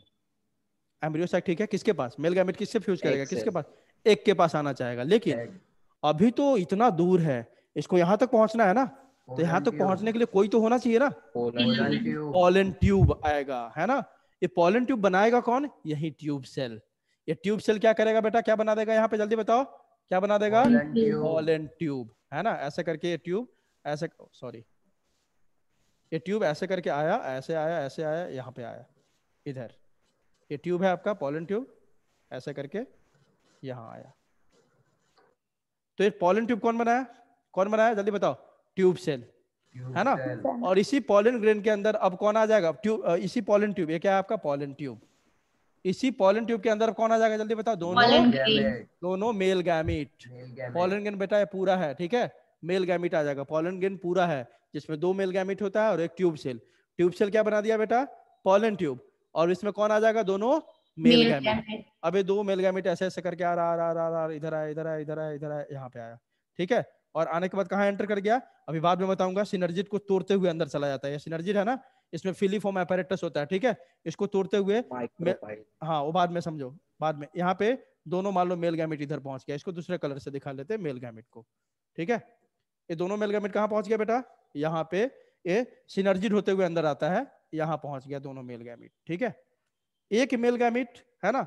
अब दोनों मेल गैमेट किसके अंदर पहुंच गया जल्दी बताओ? एम्ब्रियो सैक के अंदर। कौन लेके गया उसको एम्ब्रियो सैक के अंदर? ये बता दो जल्दी से। Pollen tube. पॉलन ट्यूब लेके गया। क्लियर है बेटा सबको? जल्दी बताओ, बोलो। Yes sir. अब देखो आगे क्या होगा। अब यहां पहुंच गया, कितने मेल गैमेट एंटर किया एम्ब्रियो सैक में जल्दी बताओ? 1 या 2? 2। मतलब कितनी बार फ्यूजन होगा? कितनी बार फ्यूजन होगा यहाँ पे? कितनी बार? कितनी बार फ्यूजन होगा? एक ही बार। एक ही बार होगा सर, क्योंकि मेल और एक ही मेल गैमेट एक फीमेल गैमेट 2 टाइम्स होगा ना। 2 टाइम्स होगा भाई। सुनो, एक बार नहीं होगा। देखो कितने मेल गैमेट है बेटा? 2 मेल गैमेट। चलो देख लेते हैं फर्स्ट मेल गैमेट का कहानी देखते हैं पहले। किसका? फर्स्ट मेल गैमेट का। इसमें से तो सिर्फ एक ही आगे रुक जाओ, सुन लो पहले, है ना। यहाँ देखो, पहले बात कर रहे हैं किसका बेटा? फर्स्ट मेल गैमेट है। क्या है आपका? First male gamete. यह किसके पास पहुंच गया बेटा? किसके पास? एग के पास। किससे जाके फ्यूज कर गया है जल्दी बताओ? एग से। मेल गैमेट भी एन होता है और एग भी एन है। ये क्या है आपका? एग। तो इससे जो स्ट्रक्चर बनेगा 2n बनेगा कि n बनेगा जल्दी बताओ? 2n है ना। और इसी को क्या बोलते हैं बेटा अपन? जाइगोट बन गया आपका। क्लियर है? पहला मेल गैमेट का काम देख लिया, क्या हो रहा है जल्दी बताओ? बोलो जल्दी जल्दी। Yes sir. जो पहला मेल गैमेट है किसके पास गया? एग के पास। उसके साथ फ्यूज कर गया और बन गया क्या आपका बेटा? जाइगोट, है ना। तो n + n 2n। जाइगोट क्या होता है? डिप्लॉयड होता है, ठीक है। इस प्रोसेस को अपन बोलते हैं क्या? सिनगैमी। क्या बोलते हैं इसको जल्दी बताओ? सिनगैमी या फर्टिलाइजेशन। क्या बोलते हैं इसको जल्दी बोलो? सिनगैमी और फर्टिलाइजेशन। सेकेंड मेल गैमेट अभी भी बाकी है, उसका काम देख लेते हैं। जो सेकेंड मेल गैमेट है ये भी एन है।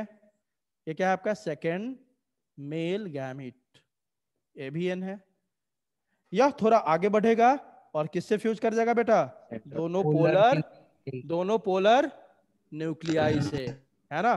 तो यह आया और किससे फ्यूज कर गया बेटा जल्दी बताओ? दोनों पोलर न्यूक्लियाई से। ए भी एन है, ए भी एन है ना। ये क्या है बेटा आपका? Polar nuclei. अब बताओ तो कितना, कौन सा स्ट्रक्चर बनना चाहिए? 3n की 2n? 3n। 3n, n n n। तो एक 3n स्ट्रक्चर बनाएगा, इसी को बोलते हैं क्या बेटा? एंडोस्पर्म। क्या बोलते हैं बेटा?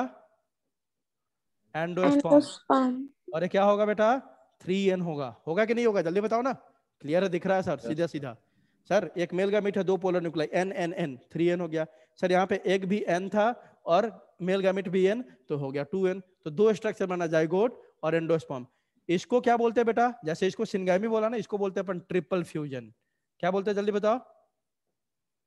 ट्रिपल फ्यूजन क्यों बोला? क्योंकि 3 चीज फ्यूज कर रहा है, 1 2 3, इसलिए इसका नाम क्या दिया बेटा जल्दी बताओ?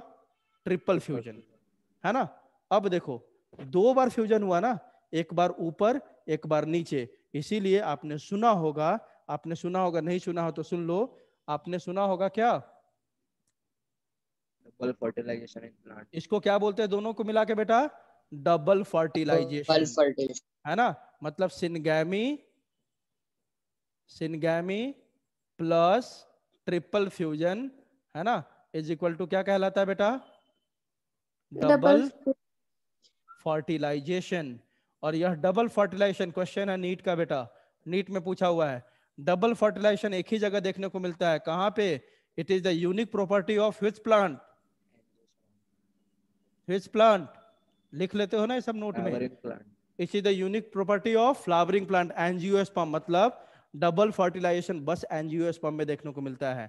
बोलोगे और भी प्लांट होता है? कल ही बताया था 5 में प्लांट बटेगा। कौन कौन? एल्गी, ब्रायोफाइट, टेरिडोफाइट, जिम्नो, और सबसे जो हायर प्लांट होता है कौन सा होता है आपका? Flowering angiosperm. plant. तो डबल फर्टिलाइजेशन बस कहाँ देखने को मिलेगा आपको? एंजियोस्पर्म में। ठीक है, होप आपको ये पूरा कंडीशन समझ में आ गया। मेरा मेन बस इतना ही समझाना था, एंडोस्पर्म 3n कैसे हुआ आपके एंजियोस्पर्म में। बेटा सबको समझ में आया? जल्दी बताओ Yes, Yes, sir. sir. सब लोग। प्रिया Yes, sir. अच्छे से? Yes, sir. इससे ज्यादा क्लियर नहीं हो सकता है सब, है ना? बहुत सर। अच्छे तरीके से। हाँ बोलो। जो फर्स्ट मेल गैमेट था उसने एग के साथ वो फ्यूजन किया और उसके बाद का समझ में नहीं आया। एक के साथ फ्यूजन किया तो जाइगोट बन गया। नहीं सर, वो सेकंड मेल गैमेट था जो सेकेंड मेल गैमिट बेटा, 2 मेल गैमिट है ना? 2 मेल गैमिट। यस तो सर, एक तो काम कर लिया आपने, जाके किसके साथ फ्यूज कर गया? एक के साथ। एग के एक जो बाकी है ना, वो आगे मूव करके इसके साथ फ्यूज करेगा। किसके साथ? पोलर न्यूक्लियाई के Polar साथ। बात समझ में आई? यस सर, है ना? तो पोलर न्यूक्लियाई के साथ फ्यूज करेगा। देखो गैमिट, मेल गैमिट n, दोनों पोलर न्यूक्लियाई भी कैसा होता है बेटा? n, है ना? तो n प्लस n कैसा स्ट्रक्चर बनेगा? 3n, है ना? और उस 3n स्ट्रक्चर का नाम क्या है बेटा? एंडोस्पर्म। एंडोस्पर्म। आई बात समझ? बोलो। यस सर, ठीक है, तो इस तरह से आपका ये डबल फर्टिलाइजेशन देखने को मिलता है एंजियोस्पर्म में। और इस तरह से आपका देखो, तो आफ्टर फर्टिलाइजेशन, फर्टिलाइजेशन है ना, आफ्टर फर्टिलाइजेशन आपका एंडोस्पर्म बना है इसमें, इसलिए 3n होता है। जबकि जब बात करेंगे अपन किसकी? जिम्नोस्पर्म की, तो एंडोस्पर्म फर्टिलाइजेशन से पहले ही बन जाता है, इसलिए जिम्नोस्पर्म का एंडोस्पर्म कैसा होता है बेटा? हैप्लॉइड। क्लियर है सबको? जल्दी बताओ, बोलो। क्लियर है? सर जिम्नोस्पर्म वाला समझ नहीं आया। अरे जिम्नोस्पर्म का पहले ही बनेगा। देखो यहाँ पे 3n कैसे बन गया है एंडोस्पर्म, आप देखो तो, क्योंकि यहाँ पे फ्यूजन हुआ है कि नहीं? 1 2 3, 3 चीज का फ्यूजन हुआ तब 3n बना ना। जल्दी बताओ। Yes sir. वहां पे बोला फर्टिलाइजेशन से पहले, वहां पे कोई फ्यूजन ही नहीं होगा। तो जो एंडोस्पर्म शुरू से उसका जो स्ट्रक्चर n था वही एंडोस्पर्म कहलाएगा, क्योंकि वहां पे कोई फ्यूजन नहीं हो रहा है, कोई आके बगल में इसको फ्यूज नहीं करेगा, अकेले है, पहले से जैसा है उसी तरह रहेगा। तो क्योंकि फर्टिलाइजेशन से पहले बन रहा है, कोई उसमें फ्यूजन नहीं है। अगर एक चीज देखो, जैसे मैं समझने के लिए बता रहा हूँ, मान लो मेल गैमिट है, इस मेल गैमिट में कोई फ्यूजन नहीं होगा, तो हमेशा किस कंडीशन में रहेगा? हैप्लॉइड। हैप्लॉइड, मतलब एन कंडीशन में रहेगा ना। जल्दी बताओ, रहेगा कि नहीं? Yes sir. है ना? तो इसी तरह इसमें फ्यूजन हुआ तब तो ये चेंज हो गया ना। ये जो जिम्नोस्पर्म में जो एंडोस्पर्म है उसमें कभी कोई फ्यूजन ही नहीं होता है, क्योंकि फर्टिलाइजेशन से पहले बनता है, वो पहले ही बन गया होता है वो, है ना?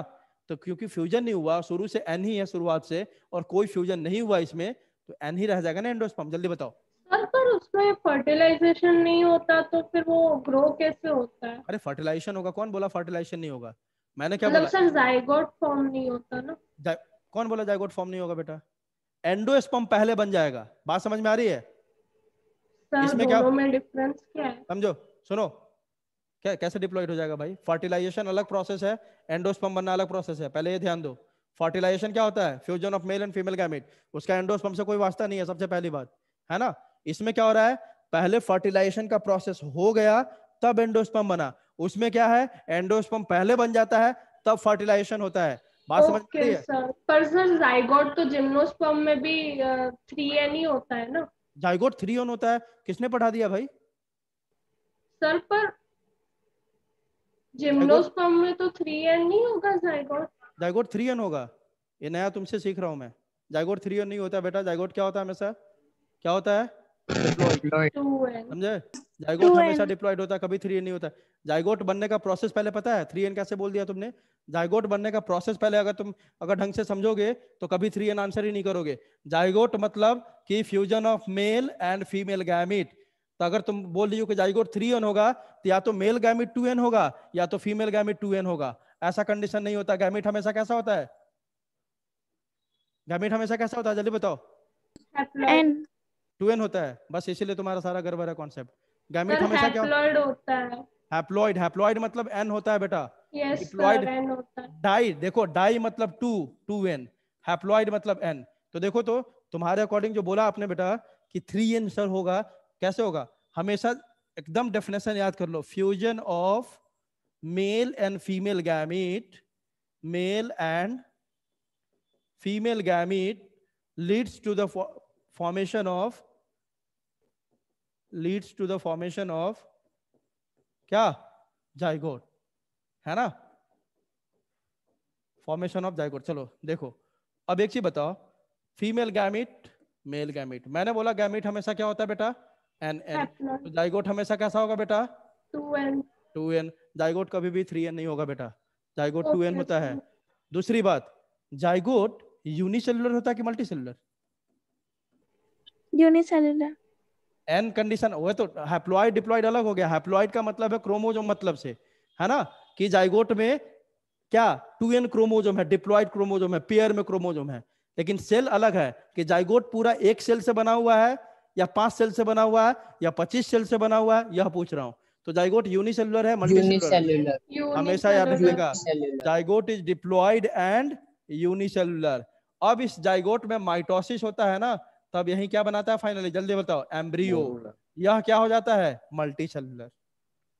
जाइगोट ही डिवाइड करके क्या बनाएगा? जल्दी बताओ, एम्ब्रियो। एम्ब्रियो। तब यह मल्टीसेलुलर हो जाता है, क्योंकि माइटोसिस के बाद बनता है एम्ब्रियो। माइटोसिस में क्या होगा? सेल का नंबर बढ़ जाएगा। आज बात समझ, बोलो। Yes sir. हाँ बेटा, तो देखो, एंडोस्पर्म को जाइगोट से नहीं जोड़ना है। हो क्या रहा है? एंजियो में एंडोस्पर्म फर्टिलाइजेशन के बाद बनता है, जिम्नो में पहले एंडोस्पर्म बन जा रहा है, फिर फर्टिलाइजेशन होता है। आई बात समझ बेटा? जल्दी बताओ, यस बोलो सर। बोलो। Yes, sir. यस सर, आ गई। हाँ बेटा ठीक है, कोई बात नहीं, पूछा करो, बिल्कुल पूछा करो, है ना? क्योंकि जो भी डाउट हो अभी नहीं पूछोगे तो ऐसा डाउट रह जाएगा जीवन भर। चलो और बताओ। हाँ तो अपन आते हैं यार, तो यही लिखा हुआ है यहाँ पे देखो, endosperm of angiosperm is formed by the fusion of male gamete जो एन होता है, and fusion of 2 haploid polar nuclei. Haploid मतलब ये भी क्या होता है? एन एन होता है ना? तो यही देखो, एन मेल गैमीट और 2 polar nuclei N N fuse करके कैसा स्ट्रक्चर बन गया बेटा? 3n। इसको क्या बोलते हैं अपन? एंडोस्पर्म। क्लियर है? बोलो बोलो। यस हाँ, सर। Yes sir. अब अपन कल देखेंगे sir. यहां से types of cell division. 3 type से हो सकते हैं। एक नया टाइप आपके लिए सुनने में आया, अमाइटोसिस भी होता है। यह तो हम पढ़ेंगे ही, माइटोसिस एंड मियोसिस, ये तो जानते हो आप। लेकिन एक और टाइप कौन होता है बेटा? अमाइटोसिस। यह मेनली कहां देखने को मिलेगा आपको? Bacterial cell. बैक्टीरियल सेल में। हाँ, बैक्टीरिया में जो सेल डिवीजन होता है ना, वह अमाइटोसिस टाइप होता है। अमाइटोसिस मीन्स सर, मीन्स आप जानते हो बेटा क्या होता है? एब्सेंट, है ना, या विदाउट। और माइटोस मीन्स क्या होता है बेटा? थ्रेड। क्या होता है? थ्रेड। तो ये ओवरऑल किसकी बात कर रहा है बेटा? थ्रेड मतलब किसकी बात कर रहा है? स्पिंडल फाइबर की। किसकी बात करना चाह रहा है? किसकी बात करना चाह रहा है? जल्दी बताओ। स्पिंडल फाइबर्स, है ना? मतलब जब आप देखोगे माइटोसिस, जब आप देखोगे माइटोसिस और मियोसिस में, इस दोनों में पक्का है कि किसका फॉर्मेशन होता है बेटा? किसका होता है? स्पिंडल फाइबर का फॉर्मेशन होता है। लेकिन अमाइटोसिस, बताओ। हाँ बेटा, क्या क्या बोलो, आवाज नहीं जा रही क्या? नो सर, आ रहे। आवाज आ रही है ना? यस। हाँ तो बोलो, क्या Yes, क्वेश्चन था? sir. कुछ क्वेश्चन था, कुछ बोलो। देखो, तो माइटोसिस और मियोसिस में पक्की बात है कि क्या होगा बेटा? स्पिंडल फाइबर का फॉर्मेशन होगा। स्पिंडल फाइबर बताया था मैंने कि क्या काम करता है? Yes sir. सेल डिवीजन में हेल्प Yes, करता sir. है ना? या किस चीज में हेल्प करता है बेटा? सेल डिवीजन में, है ना? तो देखो ना, फिर से बता देता हूं। मान लो ऐसा है कुछ, एक क्रोमोजोम है, देखो एक क्रोमोजोम है, single chromosome with how many chromatid? जल्दी बताओ, कितने क्रोमैटिड इसमें? 2। 2 है ना? क्रोमैटिड्स। तो अभी देखेंगे अपन सेल साइकिल में ही एक फेज आता है, एनाफेज। ऐसे दिखा लेते हैं, एक सेल है, देखो ये एक सेल है बेटा, और मेटाफेज के बाद आता है एनाफेज। किस फेज के बाद? मेटाफेज के बाद। मेटा मीन्स होता है मिडल, मतलब मेटाफेज में ना ये क्रोमोजोम पूरा बीचों बीच होता है सेल के। देखो इधर, पूरा कहाँ होता है बेटा, ये बीचों बीच होता है एक सेल के। अब देखो एनाफेज में क्या होता है ना, यह जो दो क्रोमैटिड है ना, एक क्रोमैटिड ऊपर जाना चाहिए, एक क्रोमैटिड नीचे आना चाहिए, इसको पोल बोलते हैं। एक पोल ए है सेल का और एक पोल ए है। एनाफेज में क्या होना चाहिए, एक क्रोमैटिड, सिंगल क्रोमोसोम है, इसके दो क्रोमैटिड है, एक क्रोमैटिड ऊपर जाना चाहिए, एक क्रोमैटिड नीचे आना चाहिए। तो कोई जादू से तो सेपरेट होगा नहीं है, इसको खींचने के लिए, सेपरेट करने के लिए कुछ चाहिए कि नहीं, जल्दी बताओ, बोलो। वो स्पिंडल Yes. ये ना, यह काम कौन करता है बेटा, Spindle स्पिंडल fiber. फाइबर, है ना। टग ऑफ वॉर खेला है किसी ने, जल्दी बताओ। Yes, sir. यस तो सर। क्या करते हो आप, एक रस्सी से उधर खींचता है, एक इधर खींचता है ना। यहाँ देखो, यहाँ पे सेंट्रियोल ही बनाता है स्पिंडल फाइबर, इधर सेंट्रियोल इधर सेंट्रियोल। यह किया, क्या किया, स्पिंडल फाइबर ऐसे बनाया। यह स्पिंडल फाइबर जो आपका ये सेंट्रियोल है ना, सेंट्रियोल में एक डिस्क लाइक प्रोटीन होता है, बताया था मैंने, क्या बोलते हैं उसको, जल्दी बताओ, Kinetochore. काइनेटोकोर। उससे आके अटैच हो जाता है। ऊपर वाला इसको इधर खींचेगा, नीचे वाला इधर खींचेगा, ये दोनों क्रोमैटिड टूट गया, एक क्रोमैटिड इधर आ गया और एक क्रोमैटिड इधर आ गया। आज बात समझ, जल्दी बताओ। Yes, बोलो। sir. तो अगर यह स्पिंडल फाइबर ना हो ना, तो सेल डिवीजन ना हो, किसमें, यूकैरियोट्स में। लेकिन जब आप बैक्टीरिया की बात करोगे, बैक्टीरिया में यह स्पिंडल फाइबर होता ही नहीं है, एब्सेंट होता है। आ रही बात समझ। तो कहां होता है सर स्पिंडल फाइबर, जो आपके प्लांट सेल है, एनिमल सेल है, सब में मिलेगा स्पिंडल फाइबर, ठीक है। लेकिन बैक्टीरिया में नहीं मिलेगा। इसीलिए बैक्टीरियल सेल डिवीजन को अपन क्या बोलते हैं, किस टाइप का बोलते हैं, जल्दी बताओ, अमाइटोसिस। याद रखोगे, जल्दी बताओ। Yes, sir. बोलोगे सर फिर सेल कैसे डिवाइड होता है। सेल बेटा यहाँ डिवाइड होता है कॉन्स्ट्रिक्शन की हेल्प से। मतलब कि मान लो एक सेल है ना, ये न्यूक्लियस है, कॉन्स्ट्रिक्शन समझते हो, इसमें डिप्रेशन बनना शुरू हो जाएगा। मतलब देखो पहले न्यूक्लियस क्या दिखा रहा हूँ, ऐसा कुछ हो जाएगा, ये न्यूक्लियस अभी ऐसा था ना, यह न्यूक्लियस ऐसा करके ऐसे डिवाइड होने लगेगा। पहले थोड़ा छोटा सा कॉन्स्ट्रिक्शन बना, फिर और ज्यादा कॉन्स्ट्रिक्शन, मतलब ये ऐसा होने लग जाएगा, ऐसे ऐसे बढ़ता जाएगा। ये दिख रहा है अंदर में धंसता जा रहा है, जल्दी बताओ, बोलो, है ना। और फाइनली देखोगे तो बहुत पास पास आ जाएगा ये। यहाँ देखो, ये है ना, ये पूरा धंस के अंदर आ गया, इधर से ये भी ऐसा हो गया। अब जब ये दोनों कांटेक्ट कर जाएगा, यहाँ से टूटेगा, और न्यूक्लियस कितने पार्ट में बट गया, कितने पार्ट में, दो पार्ट में, है ना। इसको कॉन्स्ट्रिक्शन बोलते हैं। चलो इसमें होगा, अब देखो यहाँ पे दिख रहा होगा आपको, ये पेरेंट सेल है, ये इसका न्यूक्लियस है, या बाहर में साइटोप्लाज्म है। देखो कैसे होता है, इसमें साइटोप्लाज्म भी, क्योंकि इसमें स्पिंडल फाइबर है नहीं अलग करने के लिए, तो यहाँ पे साइटोप्लाज्म भी प्लस आपका जो न्यूक्लियस है, दोनों किससे डिवाइड होगा, किस प्रोसेस से डिवाइड होगा, जल्दी बताओ। There will be a formation of Constriction. Constriction, है ना। कॉन्स्ट्रिक्शन क्या होता है, मतलब सेल में ऐसे डिप्रेशन, मान लो पहले सेल एकदम ऐसा है, धीरे धीरे ये कैसा होगा, धीरे धीरे नीचे आना शुरू होगा ऐसे, फिर और ज्यादा बढ़ा है कॉन्स्ट्रिक्शन, और ये नीचे आ गया, ये जब टच कर गया आपस में, या टूटा यहाँ से, यह अलग, यह अलग। आई बात समझ। ये जो फॉर्मेशन है ना डिप्रेशन का, दिस इज कॉल्ड कॉन्स्ट्रिक्शन। ये जो फॉर्मेशन है दिस इज कॉल्ड कॉन्स्ट्रिक्शन। आई बात समझ। क्लीवेज, क्या बेटा, क्लीवेज भी बोलते हैं ना। हाँ बोल सकते हैं क्लीवेज, है ना, डिवीजन, क्लीवेज बिल्कुल बोल सकते हैं बेटा। देखिए तो ये देखो न्यूक्लियस में कॉन्ट्रैक्शन बनना शुरू हो गया, है ना, फिर देखो साइटोप्लाज्म में बनना शुरू हो गया, और धीरे धीरे दोनों न्यूक्लियस इधर एक इधर एक इधर, और दो सेल बन गया, ठीक है। तो इसमें स्पिंडल फाइबर नहीं बनता है, कॉन्स्ट्रिक्शन के हेल्प से सेल का डिवीजन होता है। आ रही बात समझ बेटा, जल्दी बताओ, बोलो। Yes, sir. हाँ, तो बैक्टीरिया के सेल डिवीजन को अमाइटोसिस बोलते हैं, जबकि प्लांट सेल में, एनिमल सेल में देखेंगे माइटोसिस एंड मियोसिस। क्लियर है सबको, जल्दी बताओ। Yes sir. Yes, sir. Yes sir. Lecture खत्म करने का टाइम हो गया, है ना। यहाँ तक नोट्स आपको मिल जाएगा आज, ठीक है। देखो हो सकता है नोट्स आज ना मिले तो कल मॉर्निंग में भी मिल सकता है 10 बजे तक। क्यों, अभी मैं जाता हूँ, बहुत सारे काम होते हैं, कल के लेक्चर की प्रिपरेशन, है ना, क्योंकि नोट्स सारा मेरे पास है, लेकिन पीपीटी बनाने में टाइम लगता है मेरे को, ठीक है। उन सब जो मेरे नोट्स है, अगर ऐसे बोलोगे तो मैं नोट्स आपको पूरा चैप्टर का भेज दूंगा, मेरे पास ऑलरेडी नोटबुक में लिखा हुआ है सारा, पीडीएफ फॉर्म में वो भी है, बट यहाँ पे पढ़ाने के लिए पीडीएफ, तो हो सकता है कि कल भी तुम्हें नोट्स मिले, रिकॉर्डिंग पक्का आज मिल जाएगा, नोट्स भी ट्राई करूंगा आज देने का, लेकिन अगले लेक्चर में जब भी आओ रिवीजन करके आओ, ठीक है। क्लियर है, जल्दी Yes, बोलो। sir. Yes, sir. अगले लेक्चर में आप आओगे रिवीजन करके। क्या डाउट है कोई, स्पिंडल फाइबर्स कौन बनाता है? Spindle Yes, sir. Fibre, plant cell में स्पिंडल फाइबर्स कौन बनाता है? हाँ आएंगे उस पर, प्लांट सेल में स्पिंडल फाइबर्स बताऊंगा बिल्कुल। वहां पे भी होता है स्ट्रक्चर जो स्पिंडल फाइबर बनाएगा, क्योंकि प्लांट सेल में कौन नहीं होता है बेटा, सेंट्रियोल। सेंट्रियोल होता नहीं है, वहां पे एक दूसरा स्ट्रक्चर होता है, ठीक है, पॉलीमॉर्फिक बोलेंगे बाद में देखेंगे, वह स्ट्रक्चर बनाता है सेंट्रियोल, ठीक है, सॉरी स्पिंडल फाइबर। एनिमल में सेंट्रियोल बनाएगा, है ना। और प्लांट में एक स्ट्रक्चर होता है ट्यूबुलर स्ट्रक्चर, ग्रैनुलर, वह बनाता है आपका क्या, स्पिंडल फाइबर। सारा डिटेल देखेंगे, आएंगे तो सारा बताऊंगा आपको कौन स्पिंडल फाइबर कहाँ पे बना रहा है, सर किस फॉर्म में बनाता है। हाँ बोलो। सर इस संडे कौन सी एग्जाम होगी? क्या? इस संडे कौन सी एग्जाम होगी? फिर से बोलो, नहीं समझ में। अच्छा, अरे हाँ हाँ हाँ, सुनो सुनो, सिलेबस आपका क्या रख दो बताओ, बोलो तुम ही लोग बोलो क्या रखना है। बोलो। सेल डिवीजन वाला चैप्टर जहाँ तक वो सेल डिवीजन तो अभी बहुत कम हुआ है, मतलब हाँ इंटरफेस से लिया जा सकता है। कितने क्वेश्चन का होता है? 50 क्वेश्चन होता है ना तुम्हारा? 60 सर 60 60। क्वेश्चन। हाँ बायो में 60 क्वेश्चन होंगे, है ना। एक काम करो,